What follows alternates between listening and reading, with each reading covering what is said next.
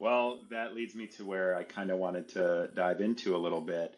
So, on paper and in your story, everything was going great. You were growing your business, you were helping people, you were able to combine your passion of helping others, giving back to the charities and giving back to your community. You're making headway on podcasts, you're on news stations. What was going on behind the scenes as you continued to grow the success of Neatly Balanced? A lot of turmoil, and anxiety and depression, and going back to things I had dealt with in high school and college, which was basically suicidal thoughts. It was very heavy. I was doing everything myself up until a year ago. I still had a full time job. I was newly married. Then there was the pandemic, and it took a really heavy toll, to the point where I was sort of like, something's going to give. Either my marriage is going to end, or I've got to quit my full time job, or I have to close the doors on this new business, which is truly a passion. Um, yeah, it was What really was your hard. full-time job back then? So I was still doing full time nannying. I used to be a nanny in Okay. the music industry, which is why I moved to Nashville initially. Um, but then I just continued nannying for people even once I came off the road. So I was still a full time nanny at that point. Yeah, wow. And you don't have to get into the details, but like what were some of the things that were going on in your, not even just your marriage, but like your relationship with others? Was it just the sacrificing? Was it lack of time? What types of feelings were you having and how were they impacting, or not you having, how were the things you were doing and the way you were feeling impacting those relationships? Well, I mean, I'm the hard. We all are. I'm the hardest on myself more than anybody else Hmm. ever was. But I've always prided myself on being a great daughter, a great sister, a great friend. I'm the one people call to just vent to and pour their heart out to, or to share exciting news with. And I felt like I was a bad friend. Um, but at that point, most importantly, I felt like I was a horrible wife because my husband was just getting crumbs. I was giving all of my, take a piece of the pie. I was giving all the pie away to my full time job and to my new business. And then I was coming home and sort of giving this like empty plate full of crumbs to my husband, and was just like, here, love Hmm. me. Aren't I just the best thing ever?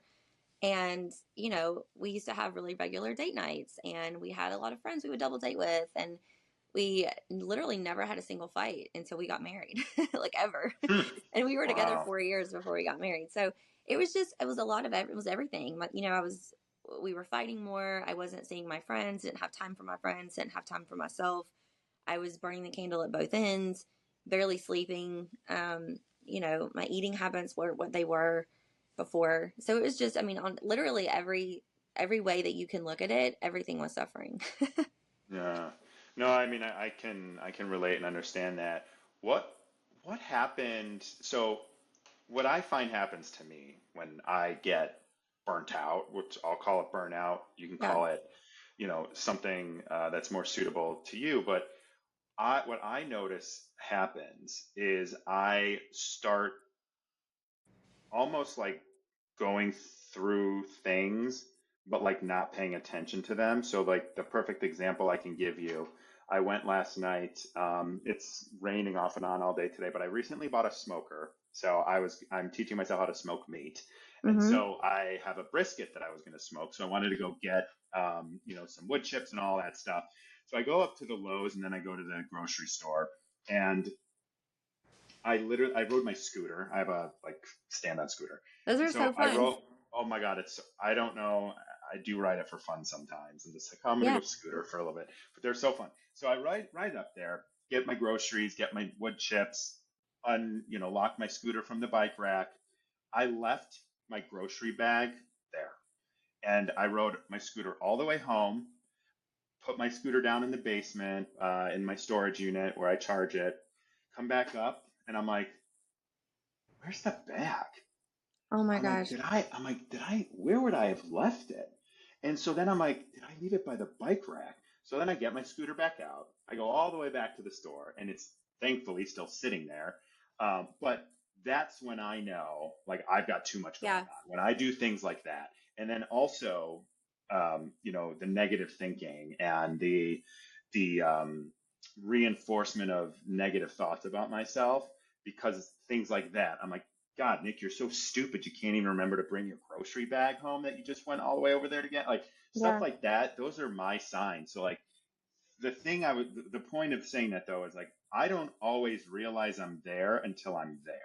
I don't. Yeah. It kind of like slowly gets me there. So in your experience, going through all of this with neatly balanced growing and your full-time job and your relationship and your marriage and your relationships and all that stuff, did you notice or that you were slowly getting into this place? And even with the suicidal thoughts, or did you just wake up one day and realize, oh my God, I've like let everything go? It was a little bit of both. I So I, back in college, a guy I dated in college, I can remember as though it happened yesterday, and this was literally like 20 years ago. Um, I remember very vividly being in the car with my, at the time, boyfriend and pulling over on the side of the road, and he just sort of looked, I was driving, and I pulled over on the side of the road, and he just sort of looked at me and was like, "What are you doing?" And I just got out of the car and walked around to the passenger side, and um, I said, "You have to drive." And he was like, "Why?" And I said, "Because if I keep driving, I already know the bridge. I'm going to drive this car off." Um, Mm. and even all these years later, it makes me super emotional because I'm like, how do you get to that point? Um, like, there has to be so many things that lead you to this point where you think the only answer is death. And around my birthday last year, I started having all of those thoughts again. And I had not dealt with those in 20 years.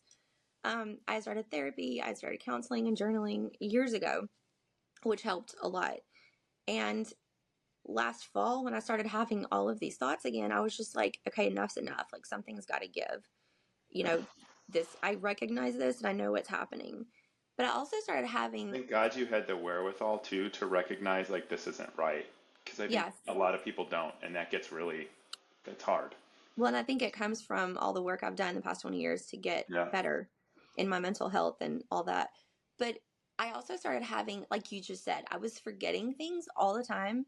And dementia runs in my family, especially in the women. And so I got scared to death and was like, oh my gosh, do I have dementia? Like, I'm really scared about this. And I just was sort of like, should I go see a doctor? Should I get tested? Like, this is really starting to scare me. I'm forgetting things that my husband tells me. I'm forgetting like where I'm supposed to Hmm. be at a certain time. I'm forgetting things at home that I normally would just instantly grab and take with me. Yeah. It was a lot of that. But then sort of the like eek, put the brakes on was I went in November for my just annual checkup with my dermatologist, which I have had for years. And she does a whole exam and she's like, everything looks fine. Is there anything, that you're concerned about? And again, just call it woman's intuition. And I just was like, honestly, it's probably nothing, but I'm here. I already have this very uncomfortable gown on. I might as well just show you. And I said, it's just this like little tiny freckle on my left leg, like right above my knee on my left, like outer thigh. And I said, honestly, I wouldn't even bring this up and mention it, except that my husband and I have friends with pools. And I said, I was at the pool literally every single weekend all summer long, and I never noticed this little freckle. And I've just noticed it in the past few weeks. So I was like, will you just look at it? So she starts looking at it, and I'm just talking to her nurse. And about 5 minutes later, she still has not stood back up. And she's got her little magnifying glass, and she's like contorting herself into a pretzel, looking at my little like spot. And I was like, what are you doing? I'm starting to get nervous. And Hmm.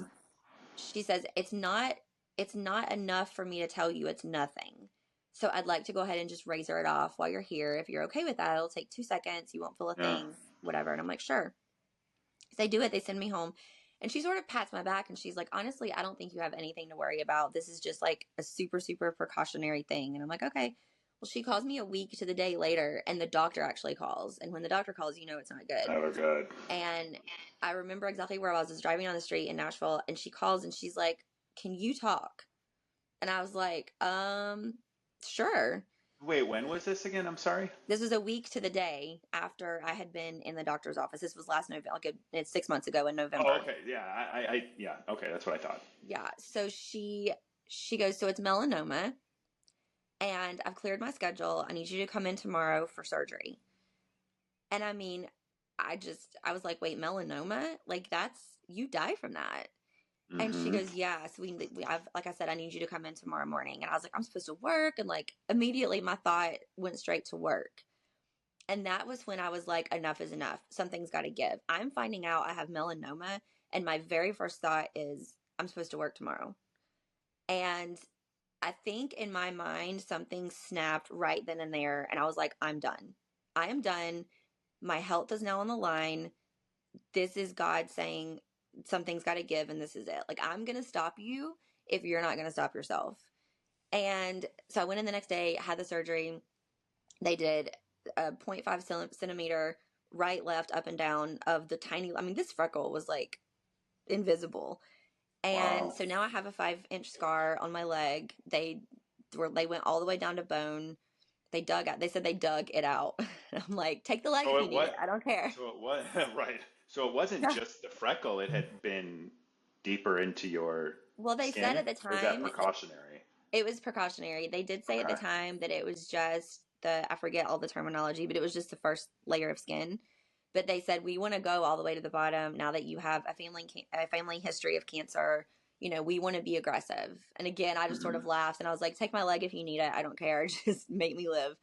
And right after that, literally the very next week, I went in for my OBGYN annual appointment and they were like, you're 41. You never got your mammogram last year.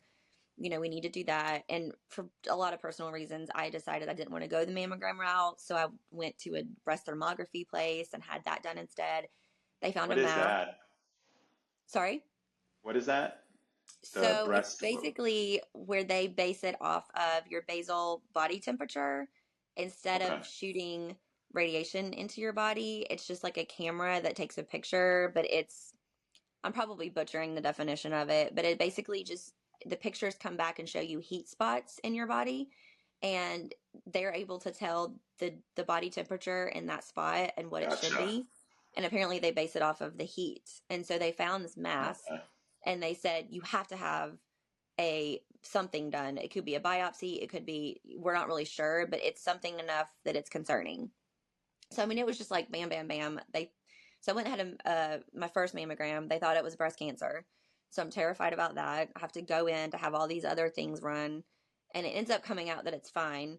But it was just again, it was all of that in a matter of like a 2 week span, and so I was Well, like, you know enough. what I think is crazy about that too is like I mean this is proven, but like your body holds trauma, it holds Yes, stress in your yes. body, and there's like plenty of ways it can manifest. And I'm not Hmm. saying that this is because of that, but like Oh, I do. you're 100%. yeah, I think okay. it was the Well, stress. it's not me to say it. You can say it. I can't say Yeah. it. Yeah, but No, I completely was like, this is stress related. This is stress induced. This is all coming from all of the things that, all the balls I've been trying to juggle in the air for the past 4 years. And it just sort of all came crashing down. wow. So I left my full-time job. I did neatly balanced full time, just stepped away and literally I did neatly balanced, but I did nothing for 6 months other than my organizing business. And every single aspect of my life is better now. I'm closer with my family. My husband and I are great. I have regular girl nights with my friends. We might have wine, we might have lunch, we might have coffee, we might have a movie night, but like every part of my life is 1,000% better. Now that I have put my health first and my family first and myself first, like all the things that matter at the end of the day. And I think it was just a big wake up call to focus on what really matters instead of chasing down all of these things. That at the end of the day, it was really just about financial gain. I mean, at the end of the day, it was, well, this is paying my bills and this is enabling us to take Right. really great vacations and blah, blah, blah. And it was like, is it worth it? Like, is it worth it to constantly try and keep up with the Joneses if you're going to No. end up having melanoma? Like, no. Right.